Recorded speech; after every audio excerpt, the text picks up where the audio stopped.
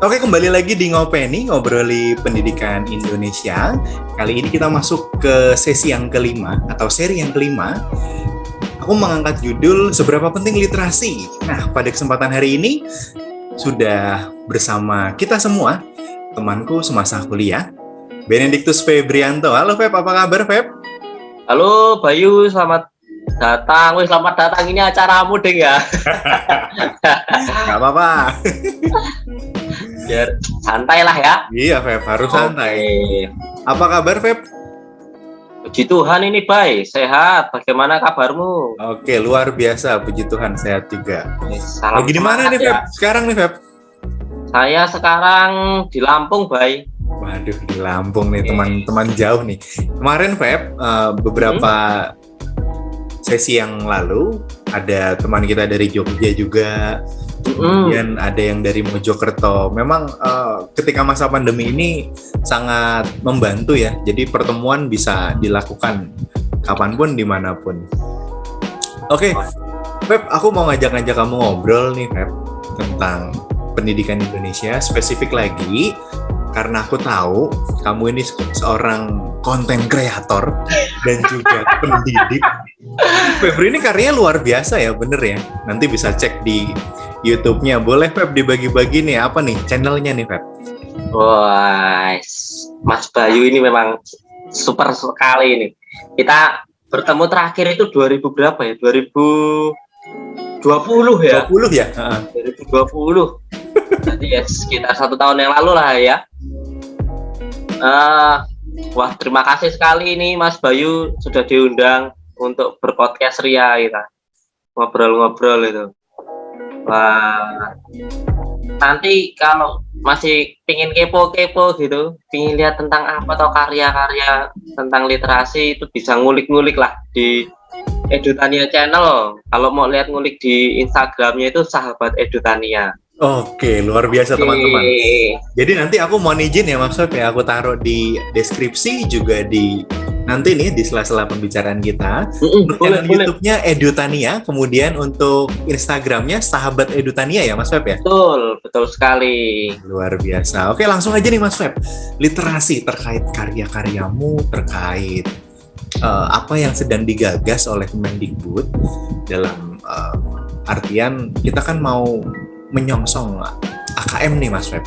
Nah, dalam AKM itu proses penilaiannya itu dibagi dua, literasi sama numerasi. Nah, karena sekarang aku kedatangan narasumber yang sangat luar biasa nih, yang sangat berkompeten di bidang literasi dan karya-karyanya juga luar biasa. Aku mau minta pandangan nih Mas Feb. Dalam masa pandemi, kita kan sekolahnya ini online nih Mas Feb. Nah, kemudian sebelum pandemi, Mas Feb sudah mengawali karya-karya digital dalam bentuk video YouTube yang berkaitan dengan literasi. Gimana sih Mas Feb bisa memulai, kok bisa kepikiran aku mau literasi tapi dalam bentuk video nih? Gimana itu awal mulai ceritanya Mas Feb? Oke, wah ini agak sedikit panjang ini nanti ketika saya akan bercerita ini. Jadi ada cerita yang membuat proses lahirnya Edutania melalui YouTube. Jadi awalnya itu sekitar 2015 saya bersama dengan partner saya, Mas Dias itu ya, kami itu sering berkeliling di Jogja, ke panti-panti asuhan, ke sekolahan-sekolahan, TK-TK, lalu ke sekolah rakyat. Biasanya kami selalu keliling berbagi cerita, membuat media pembelajaran. Bahkan di sekolahan yang dekat Kalicode, sampai ke yang paling berkesan itu kami berkunjung ke rumah sakit ODGJ, panti asuhan ODGJ. ODGJ Mas Bayu tahu apa ODGJ? Orang dalam gangguan jiwa ya, Mas Feb. Kami mendongeng di sana. Wah, penasaran itu saya. Mendongeng bersama ODGJ. Boleh dilanjutkan Mas Feb? Padahal di ODGJ itu lebih ke ini ya, mereka tuh harus tenang begitu, tapi kami tuh harus menghibur. Bagaimana mereka ini bisa terhibur? Unik nih. Lalu ketika pandemi datang, kami nggak bisa berbagi nggak bisa mengasah untuk bercerita. Lalu memutuskan untuk ke podcast.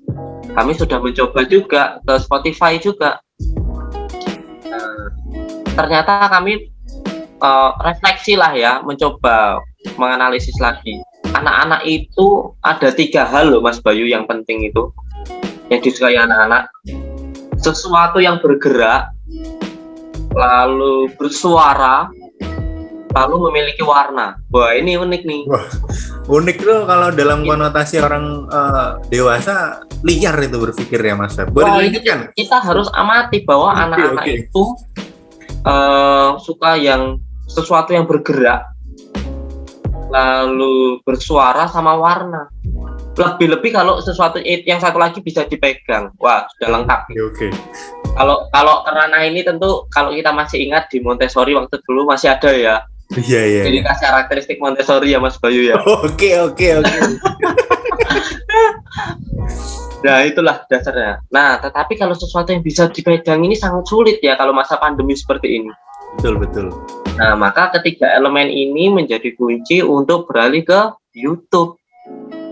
Oke, jadi itu asal muasal ya Mas Feb. Asal muasalnya seperti itu.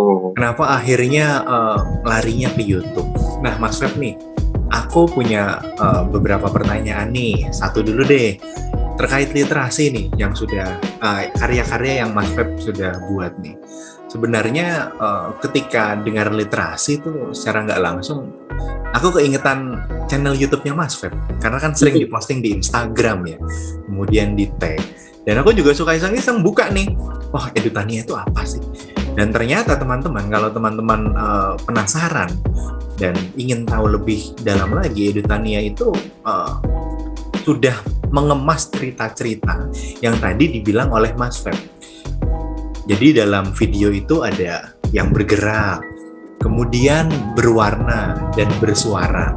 Nah, cerita-cerita yang dibuat itu juga cerita-cerita yang sangat menarik. Jadi kekinian, mungkin kalau kita berapa puluh tahun yang lalu, 10 tahun, 15 tahun yang lalu sering mendengarkan cerita ini Ibu Budi, nah, atau si kancil dan si buaya.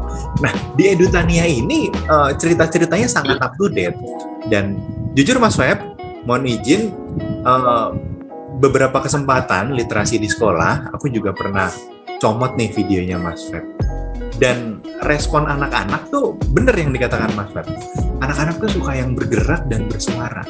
Aku pernah bandingkan ketika aku memberikan literasi dalam bentuk teks dan dalam bentuk video, khususnya yang dari karya-karyanya Mas Feb. Responnya sangat berbeda Mas Feb. Mungkin ketika mereka melihat teks dan membaca teks, atau saya membacakan teks, anak-anak tuh cenderung jenuh ya Mas Feb ya. Tapi ketika melihat video, antusiasnya itu luar biasa. Yang tadinya mungkin ketika melihat teks di depan layar laptop, ekspresinya hanya seperti ini, datar. Tapi ketika melihat video Mas Feb, luar biasa loh, di luar dugaan loh. Mereka bisa senyum-senyum sendiri. Mereka bisa berekspresi sangat bebas gitu loh. Nah, mungkin itu juga nanti jadi bahan refleksiku Mas Feb sebagai pendidik, bagaimana caranya menyajikan literasi yang menarik. Nah, ini Mas Feb, aku mau tanya, bagaimana mengemas literasi dalam bentuk virtual seperti ini agar anak bisa memahami pesan moral yang ingin disampaikan Mas Feb? Baik, wah ini pertanyaannya memang menarik sekali. Dan terima kasih Mas Bayu sudah mencuplik-cuplik ya menggunakan video dari Edutania untuk proses pembelajaran. Wah, ini apresiasi yang sangat baik sekali dan terima kasih. Nah, ketika kita akan membuat literasi, kita tidak boleh melupakan yang namanya membaca. Membaca apa saja. Lalu berangkatlah dari apa yang kamu suka dulu. Jadi kita harus melakukan semacam riset dulu lah, pengamatan gitu. Ya setidaknya wawancara. Apa yang anak-anak itu sukai terlebih dahulu. Kalau anak-anak sukanya tentang hewan, ya kita bercerita tentang hewan. Lalu dari apa yang dia suka, menemukan masalah apa. Kita masuk konsep PBL, problem based learning-nya dulu. Oke. Nah, jadi ketika akan membuat sebuah cerita atau literasi, berangkat dari apa yang dia suka dan temukan masalah.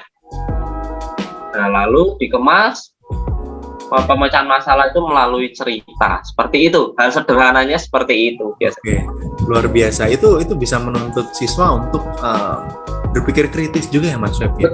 Betul sekali. Betul sekali. Misalnya untuk menemukan pesan moral itu nggak mudah loh Mas Web. Betul. Apalagi kreator-kreator kita nih di YouTube, khususnya tentang literasi ya, sangat sedikit yang mencantumkan pesan moral dari cerita yang sudah disajikan. Itu sebenarnya baik dan sangat luar biasa. Itu menuntut anak untuk berpikir kritis. Ini sebenarnya saya nonton literasi ini tujuannya untuk apa sih? Misalnya ada cerita si semut dan si gajah. Oh, si semut ini mempunyai sikap yang pantang menyerah, pekerja keras. Nah, itu kan nanti pesan moral yang secara implisit bisa diambil oleh teman-teman kita nih yang menyaksikan, khususnya anak SD ya Mas Feb ya. Betul. Ketika menyaksikan videonya Mas Feb nih di Edutania nih, untuk mendapatkan pesan moral, anak-anak tuh jujur sangat tertantang. Karena cerita itu, video itu tidak hanya saya putar satu kali saja saat literasi, itu bisa 2 kali loh. Dan itu permintaan anak-anak. Permintaan anak-anak itu luar biasa. Nah, ketika saya amati, oh ini kenapa ya dia mereka minta mengulangnya 2 kali, kenapa ya? Dalam 2 kali pertemuan saya mendapatkan jawabannya. Ternyata rasa ingin tahu yang sangat luar biasa untuk mengambil atau melihat, belajar pesan moral dari cerita itu sudah mereka miliki. Jadi ketika sekali nonton nih dia belum mendapatkan apa sih maksudnya cerita ini, pesan apa sih yang ingin disampaikan. Nah, dia ingin lagi Mas Feb, sangat luar biasa. Itu bisa menjadi panutan saya juga nanti ketika belajar membuat video literasi Mas Feb. Nah, oke Mas Feb, tadi kita sudah ngobrol di literasi digital, video. Nah, coba kita tarik beberapa tahun yang lalu Mas Feb, sebelum pandemi nih, dan kan Edutania ini sudah dimulai sejak tahun 2015 ya Mas Feb ya. Apa sih Mas Feb kira-kira perbedaan saat sebelum pandemi dan masa pandemi terhadap channel Edutania ini sendiri, literasi digital ini? Silakan Mas Feb. Wah, ini ketika bilang perbedaan tentu sangat berbeda ya. Mungkin yang pertama kita berangkat dari respon atau bukan apresiasi, tapi semangatnya. Nah, kalau kita ingat tadi ada 4 ya, kalau apa yang disukai oleh anak-anak itu berarti ciri khas untuk bercerita itu dari warna, lalu suara, ya toh, warna, suara, gerak, terus bisa dipegang.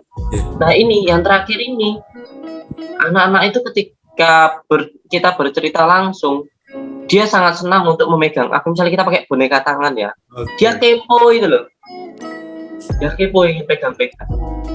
Nah, ini gimana toh ketika nah dia senang. Lalu ketika berinteraksi langsung, anak itu sebagai media untuk mendongeng. Nah, itu ada emosinya. Kita bisa merasakan emosinya. Lalu misalnya saya pernah bercerita itu membawa tahu, benar-benar tahu. Matang itu Mas Feb? Tahu matang bisa dimakan. Apa kaitannya itu? Saya teringat dengan mata kuliah yang wayang kardus itu loh. Oke. Nah, itu. Nah, saya ingat itu, wah kenapa kok orang ceritanya wayang kardus saya dibawa gitu kan. Nah, ini tahu tak bawa. Kenapa tahu? Penting loh kita makan protein, dan dari kedelai itu bisa buat jadi tahu, buat jadi tempe, dan situ ada apa protein apa tahu. Nah, nabati ya? Iya. Tahu langsung aja dibawa. Tahu itu bisa berbicara. Itu anak-anak jadi lihat, ini kenapa toh kok sih dibawa kita tahu ditusuk di garpu. Nah, next apresiasinya adalah apa? Mari kita makan tahu bersama-sama. Oke, kalau offline ya Mas Feb ya? Ya, itu belum pandemi ya. Kita enak ya berinteraksinya gitu langsung. Oke. Nah, tapi ketika kita offline seperti ini, tentu interaksi secara langsung kita sangat sulit, ya kan? Nah, ya itu tadi solusinya adalah kita buat sesuatu gambar yang bisa bergerak. Tentu ini ada kendala juga, terlebih saya dan partner saya sendiri, bahwa kami bukan berlatar belakang dari desain grafis, anak-anak desain grafis gitu. Tapi intinya adalah mencoba sesuatu gambar itu bisa bergerak, setidaknya menggunakan transisi, tetapi intinya, isi ceritanya ini memiliki bobot. Gitu Mas Bayu. Maka tantangannya adalah dan kesulitannya itu memperoleh energi, semangat, respon ketika masa pandemi seperti ini. Pasti pernah pasang surut ya Mas Web ya channel? Oh jelas. Khususnya Mas Web sebagai kreator nih, pernah nggak sih berpikiran ini karena pandemi nih? Mungkin saat awal-awal antusiasnya masih membara-bara ya Mas Web ya, karena pandemi paling berapa bulan aja, ternyata berkepanjangan. Nah itu sebagai Mas Web sendiri sebagai konten kreator, untuk membangkitkan semangat kembali itu gimana ya Mas Web ya? Oh iya, yang jelas pertama kita harus tetap komunikasi ya, jalin komunikasi, lalu tetap harus belajar lagi biar tetap semangat.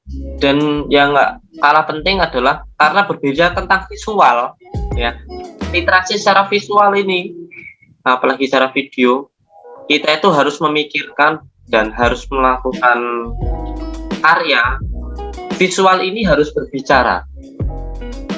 Nah, ketika kita berbicara tentang video, maka gambar atau video ini harus mendukung hasil dari tulisan, hasil dari audio. Jadi benar-benar ketika dia melihat, dia paham. Nah, seperti itu Mas Bayu. Maka baik juga kalau berbicara tentang visual itu benar-benar murni hasil sendiri. Oke. Literasi, video literasi. Nah, ini ada pertanyaan besar di balik video atau karya-karya yang Mas buat dan rekan buat. Itu kan sebelum bercerita, kita kan harus menulis dulu ya. Kita buat dulu ya Mas Web ya. Kita harus temukan masalah-masalah yang tadi Mas Web bilang, dan itu masalah-masalah itu harus kontekstual, betul ya? Oh ya, harus benar, harus kontekstual. Itu kan ada banyak video yang dikaryakan yang sudah launching di Edutani. Pernah nggak sih Mas Web menemukan kesulitan kehabisan ide gitu loh? Ya jelas, itu jelas ada. Maka terkadang sudah ada daftar listnya ya. Minggu ini mau cerita apa, ngangkat tema apa. Ternyata waktu sudah dibuat list, ini tidak kontekstual nih.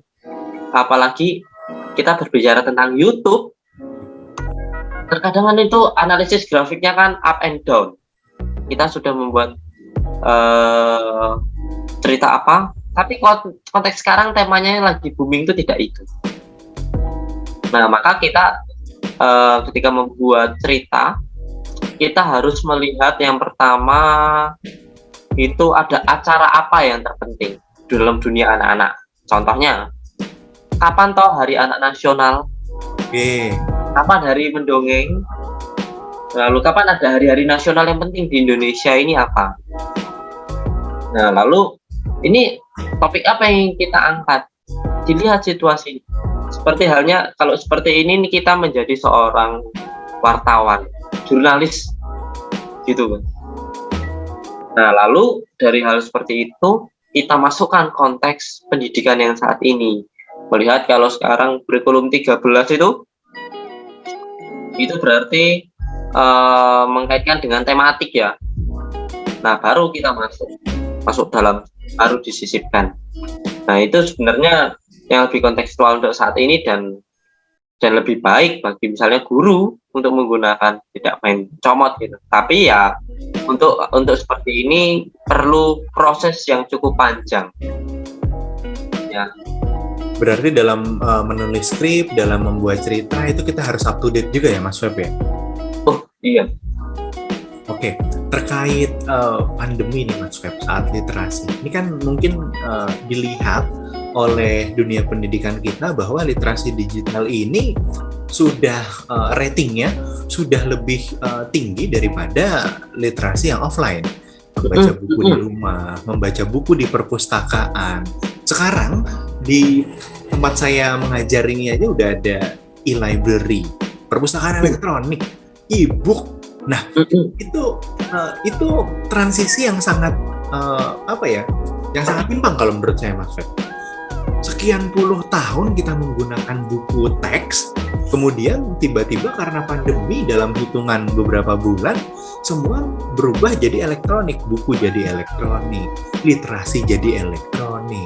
Nah, untuk mensiasatinya nih Mas Feb, kan nggak gampang ya beralih dari baca buku teks ke baca buku elektronik. Itu ada ini nggak sih Mas Feb, masukan-masukan atau cara-cara untuk pendidik khususnya bagaimana bisa menarik minat siswa untuk juga menggunakan e-book dan e-library ini dalam literasi digital, Mas Feb? Oke, wah ini menarik. Nah sebelum ke situ, untuk bagaimana agar cara menarik ya, sebagai tenaga pendidik ya, kita perlu kayaknya mengingat-ingat kembali ini Mas Bayu, waktu kita zaman dulu kuliah ya, kita pernah diingatkan di mata kuliah bahasa Indonesia waktu itu kayaknya. Presentasi di Indonesia tidak hanya yang tua-tua, tapi semualah golongan ini. Dan terlebih anak-anak, itu mereka lebih senang melihat daripada membaca. Budaya membaca di Indonesia tuh belum tumbuh ya? Tidak begitu baik ya. Iya. Dan lebih senang menonton. Lebih senang nonton film ya. Iya, betul. Nah, maka ini adalah sebuah terobosan baik bahwa kita itu belajar membuat literasi secara visual, dan informasi itu lebih mudah diserap secara visual daripada audio tentunya. Maka hal yang sangat sederhana ini perlu kita coba.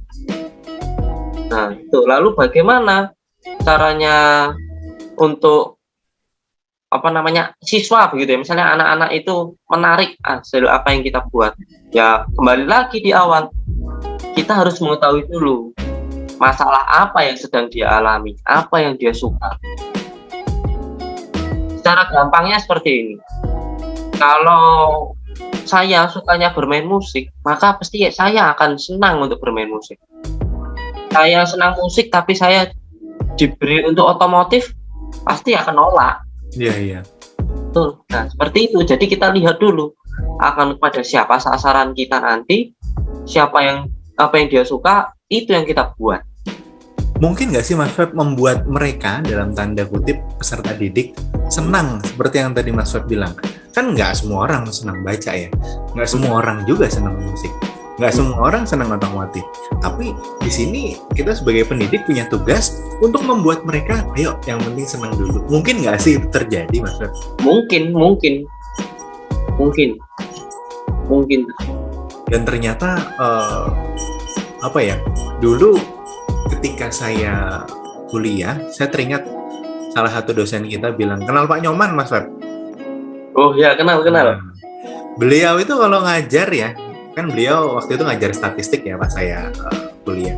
Bilang gini, manusia itu harus terpaksa dulu. Terpaksa nanti jadi bisa, kemudian terbiasa. Jadi awalnya ketika transisi seperti ini dari textbook ke e-book, itu mungkin perlu dipaksa dulu nih. Ayo, dipaksa kita buka e-book. Orang kita nggak mungkin kok megang textbook, karena textbooknya semua ada di sekolah loh. Yang bisa kita terima, yang bisa kita lihat saat ini e-book. Ayo deh.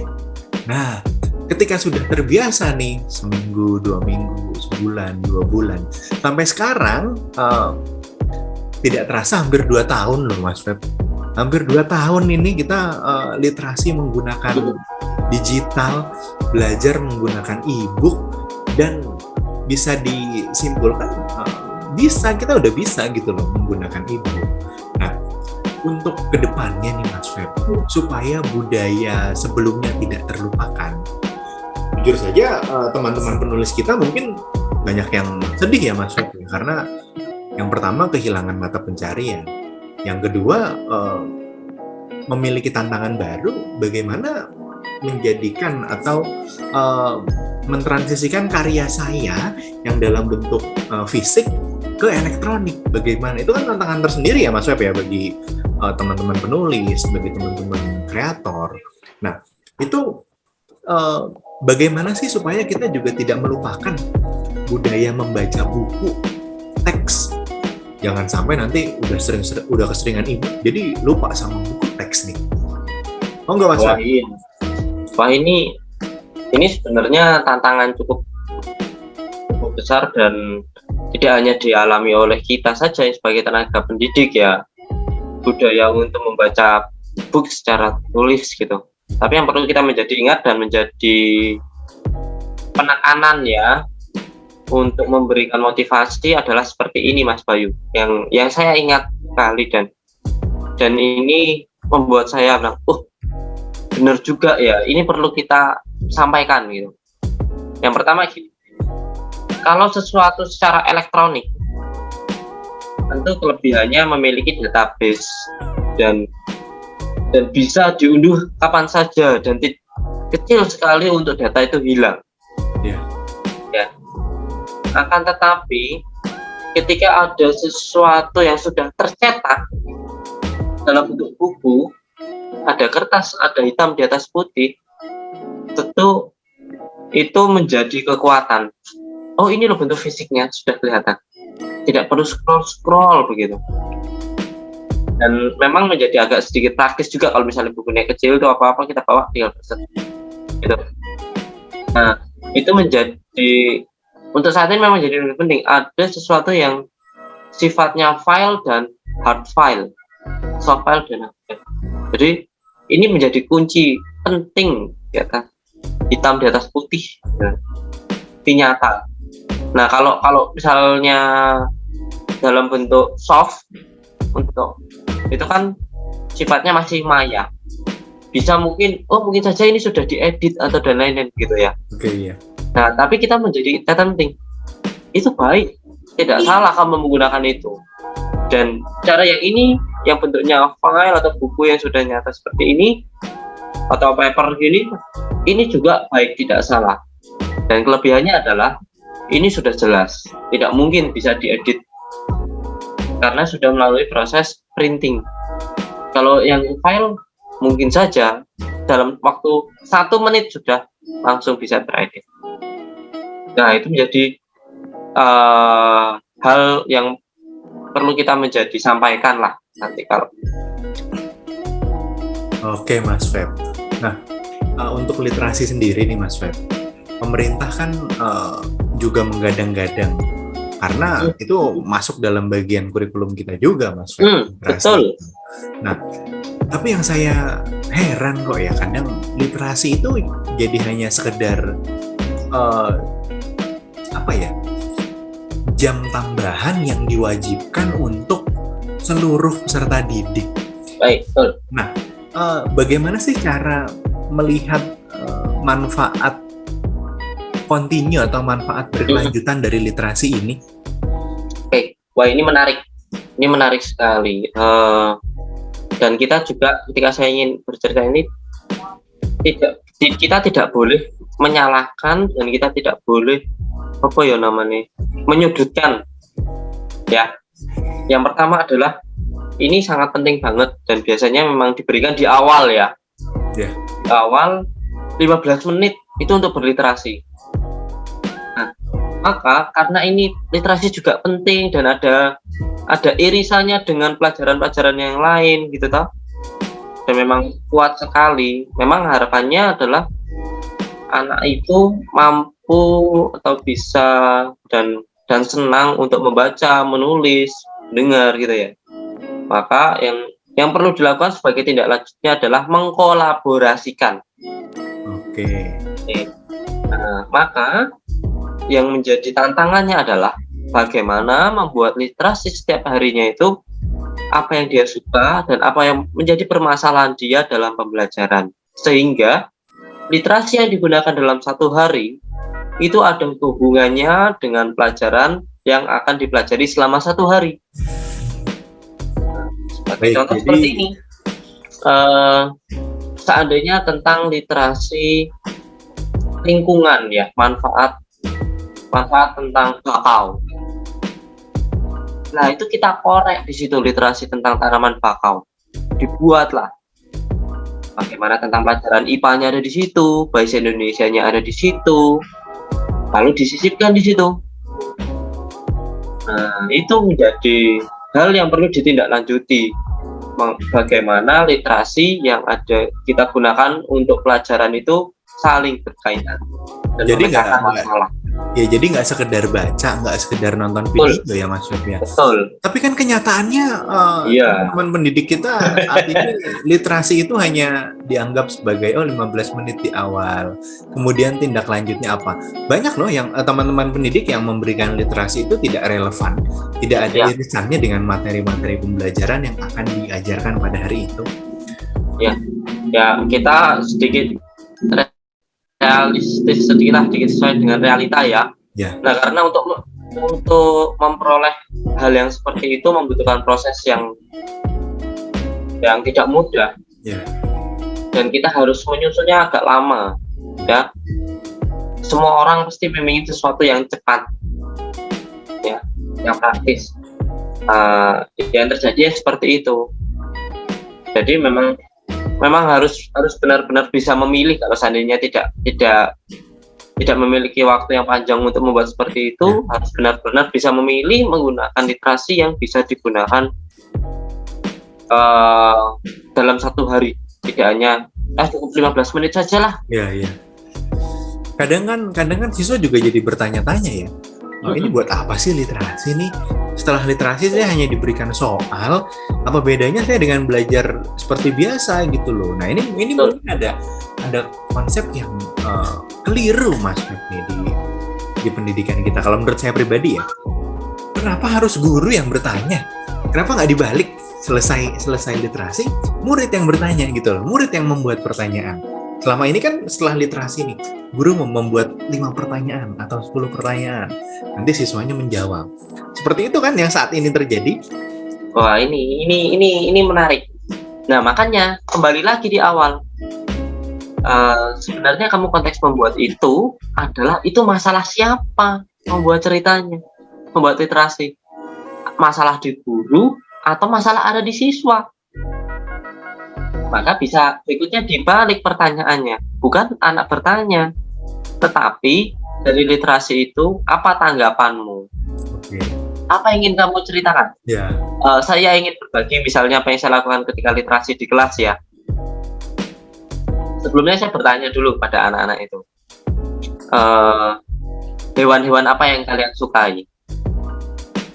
Oke, ada anak yang bilang, saya suka arwana dan saya memelihara ikan arwana. Oke, menarik nih. Saya ajak berliterasi tentang budidaya ikan arwana. Nah, melakukan perbandingan dong. Iya. Apa yang dia lihat dan apa yang dia lakukan untuk memelihara ikan arwana. Silahkan anak itu bercerita kontekstual, dia sendiri yang bercerita, masalah ada di dia. Dia menceritakan. Lalu bagaimana respon teman-temannya? Saya bilang, teman-teman atau anak-anak silahkan menanggapi dari cerita temanmu ini. Apa yang unik ya dia? Informasi apa yang kamu dapatkan? Iya. Lalu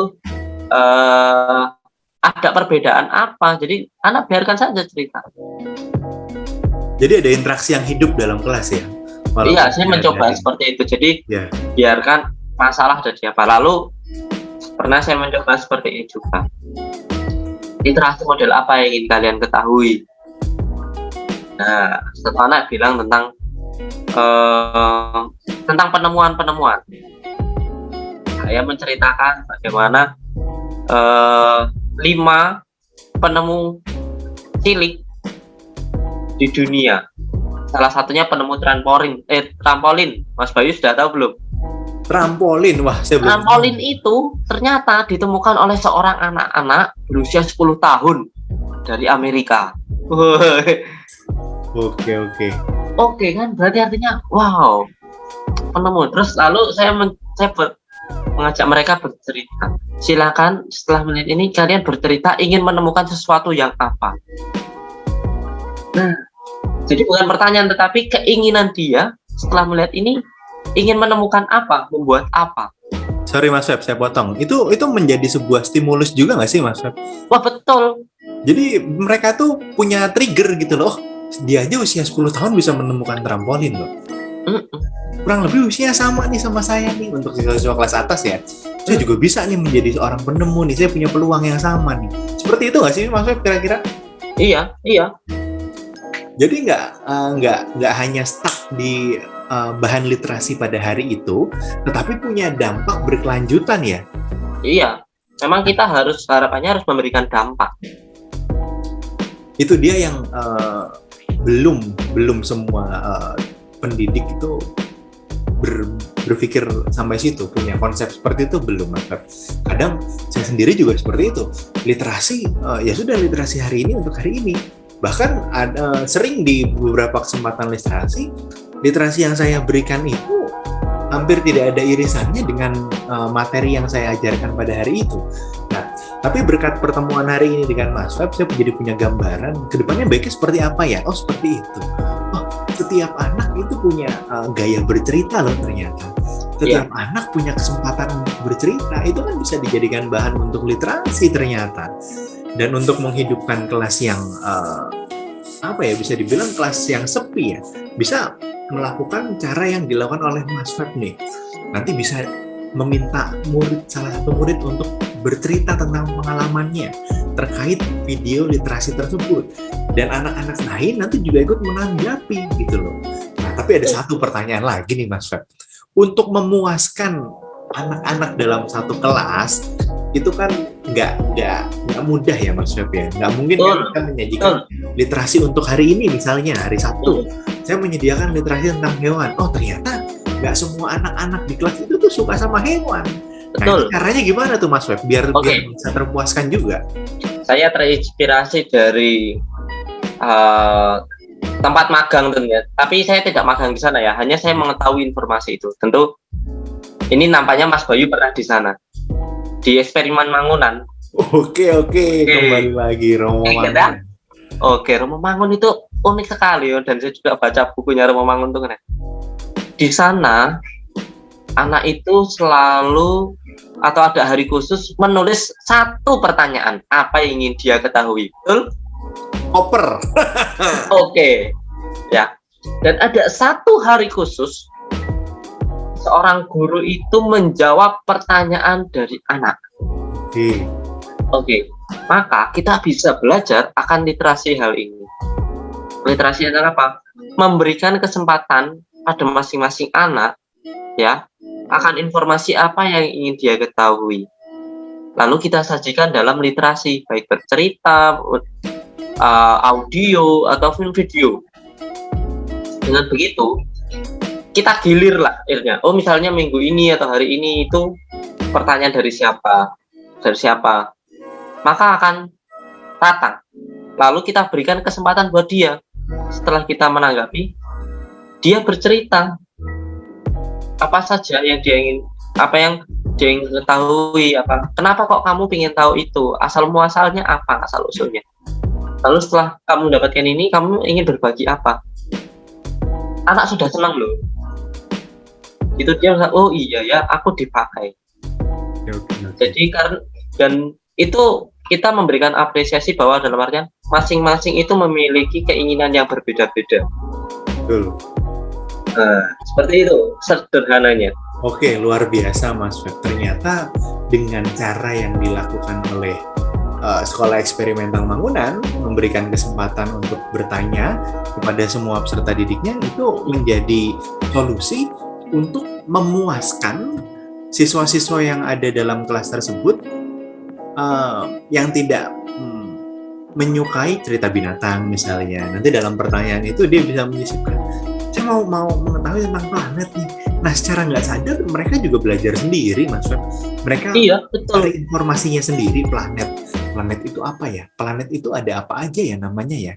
Yang paling dekat dengan matahari apa? Yang paling jauh dengan matahari apa? Nah itu kan proses yang sangat luar biasa ya Mas Feb. Mungkin Mas Menteri nih tujuannya seperti itu. Tapi ketika diturunkan sampai bawah, kok ada sesuatu yang berbeda gitu loh. Nah, Kalau saya sih sudah sadar Mas Feb, senang dengan gagasan-gagasan Mas Menteri Sekolah Merdeka, kemudian Merdeka Belajar. Nah, di situ kan sebenarnya sudah dilakukan oleh pendahulu kita, Romo Mangun, untuk menciptakan suasana yang merdeka dalam belajar. Benar nggak sih Mas Feb kalau merdeka dalam belajar itu kita jadi bebas mengetahui apa yang ingin kita ketahui? Betul.